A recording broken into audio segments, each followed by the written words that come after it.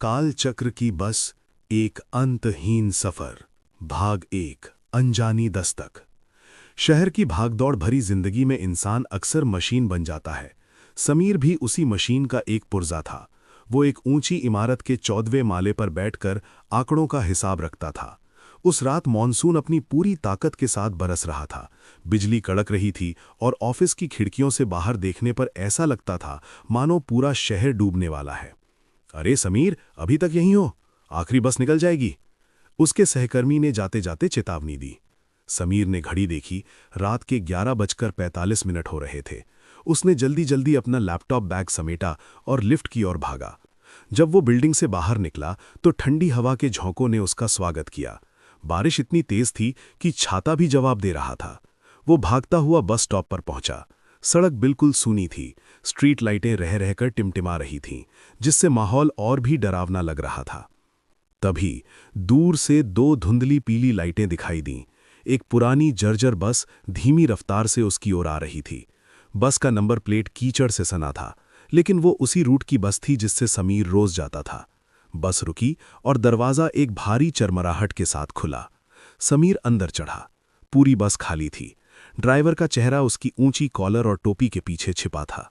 समीर ने अपनी जेब से पास निकाला और ड्राइवर को दिखाया, लेकिन ड्राइवर ने कोई प्रतिक्रिया नहीं दी।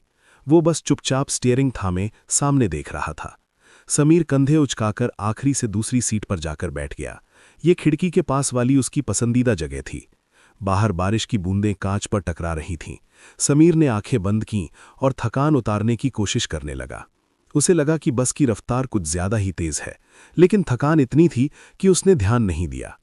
भाग 2, अदृश्य मुसाफिर और धुएं का रहस्य। लगभग 10 मिनट बाद समीर को महसूस हुआ कि बस के अंदर का तापमान अचानक गिर गया है। उसे अपनी ही सांसें भाप बनकर उड़ती दिखाई देने लगीं। उसने आंखें खोलीं और जो देखा उससे उसके रोंगटे खड़े हो गए। अभी कुछ देर पहले जो बस खाली थी वो अब खचाखच भरी हुई थी। हर सीट पर कोई ना कोई बैठा था, लेकिन अजीब बात यह थी कि किसी के भी चढ़ने की आवाज उसे नहीं आई थी। बस में एक अजीब सी खामोशी थी। लोग बैठे थे, लेकिन कोई हिल नहीं रहा था। सब पत्थर की मूर्तियों की तरह सामने देख रहे थे। समीर ने अपने बगल वाली सीट पर देखा। वहां एक दुबला पतला आदमी बैठा था, जिसने पुराने जमाने का कोट पहना था। वो आदमी लगातार अपनी उंगलियों से सीट के कवर को खुरच रहा था। भाई साहब, ये लोग अगले स्टॉप पर चढ़े क्या? मुझे पता ही नहीं चला, समीर ने घबराहट में पूछा। उस आदमी ने कोई जवाब नहीं दिया। अचानक बस के अंदर बीड़ी की तीखी महक फैल गई। समीर ने मुड़कर देखा। पिछली सीट पर एक बूढ़ा आदमी बैठा था। उसके चेहरे पर इतनी झुर्रियां थीं कि उसकी आंखें लगभग गायब लग रही थीं। वो धुएं का एक बड़ा गुबार छोड़ रहा था। 30 साल, बूढ़े की आवाज किसी सूखी लकड़ी के टूटने जैसी थी। 30 साल से हम इसी बस में हैं बेटा। तुम यहां नए हो बेटा। समीर का गला सूख गया। 30 साल? आप क्या कह रहे हैं? मैं तो रोज इसी बस से जाता हूं। बूढ़ा मुस्कुराया और उसके दांत काले और नुकीले थे। तुम जिस बस से जाते हो वो सड़क पर चलती है, ये बस कहीं और चलती है। देखो बाहर। समीर ने खिड़की के बाहर देखा। सड़क गायब हो चुकी थी। बस अब एक घने काले कोहरे के बीच से गुजर रही थी, जहां न कोई पेड़ था न कोई घर, सिर्फ अंतहीन अंधेरा था। भाग 3, खूनी अखबार और मौत का साक्षात्कार। समीर का दिल जोर जोर से धड़कने लगा। उसने उठकर भागने की कोशिश की, लेकिन उसके पैर जैसे जमीन से चिपक गए थे। तभी उसकी नजर सामने वाली सीट पर बैठी एक आकृति पर पड़ी। वो एक आदमी था जिसने अपना चेहरा एक बड़े अखबार के पीछे छिपा रखा था। रात के इस पहर में बिना किसी रोशनी के वो आदमी अखबार पढ़ रहा था। समीर की हिम्मत जवाब दे रही थी, लेकिन जिज्ञासा और डर के मिले जुले एहसास ने उसे बोलने पर मजबूर कर दिया। सुनिए, आप कौन हैं? अखबार धीरे धीरे नीचे हुआ।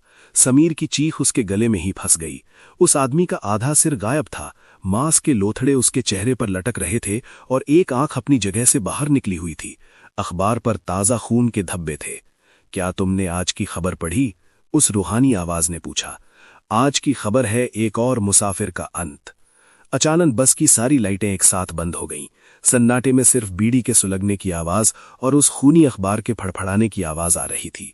समीर ने महसूस किया कि कई ठंडे हाथ उसके कंधों और पैरों को छू रहे हैं। बस के सभी यात्री अपनी सीटों से उठकर उसकी ओर बढ़ रहे थे। उनकी आंखें अंधेरे में बिल्ली की तरह चमक रही थीं। उतरो। अचानक ड्राइवर की कड़कड़ाती आवाज आई। बस एक झटके के साथ रुकी। दरवाजा खुला, बाहर वही तेज बारिश और कोहरा था। समीर ने बिना कुछ सोचे समझे बस से छलांग लगा दी। वो कीचड़ में गिरा और लुढ़कता चला गया। पीछे मुड़कर देखा तो वो पुरानी बस धीरे धीरे कोहरे में विलीन हो रही थी। खिड़की से वही बूढ़ा आदमी और खूनी चेहरे वाला मुसाफिर उसे देखकर हाथ हिला रहे थे। अंत, वास्तविकता का क्रूर चेहरा। अगली सुबह पुलिस को समीर सड़क के किनारे बेहोश मिला। जब उसे होश आया तो उसने अपनी पूरी कहानी सुनाई। पुलिस वाले एक दूसरे को देख रहे थे। बेटा, एक बूढ़े कांस्टेबल ने कहा, तुम जिस जगह की बात कर रहे हो वहां साल 1994 में एक बस दुर्घटना हुई थी। पहाड़ी से गिरकर बस के सभी 40 यात्रियों की मौत हो गई थी। आज उस हादसे को पूरे 32 साल हो गए हैं। समीर ने कांपते हाथों से अपना कोट झाड़ा। तभी उसकी जेब से कुछ नीचे गिरा। वो बीड़ी का एक जला हुआ टुकड़ा था और उसके साथ अखबार की एक कतरन थी जिस पर कल की तारीख लिखी थी और समीर की तस्वीर के नीचे लिखा था, लापता मुसाफिर। समीर समझ गया कि वो बस से तो उतर गया है, लेकिन उस मौत के रजिस्टर में उसका नाम चढ़ चुका है। अब वो बस उस रात का इंतजार कर रहा था जब वो बस फिर से उसे लेने आएगी। क्या आप चाहेंगे कि मैं इस कहानी का अगला भाग लिखूं या कोई और डरावनी कहानी सुनाऊं?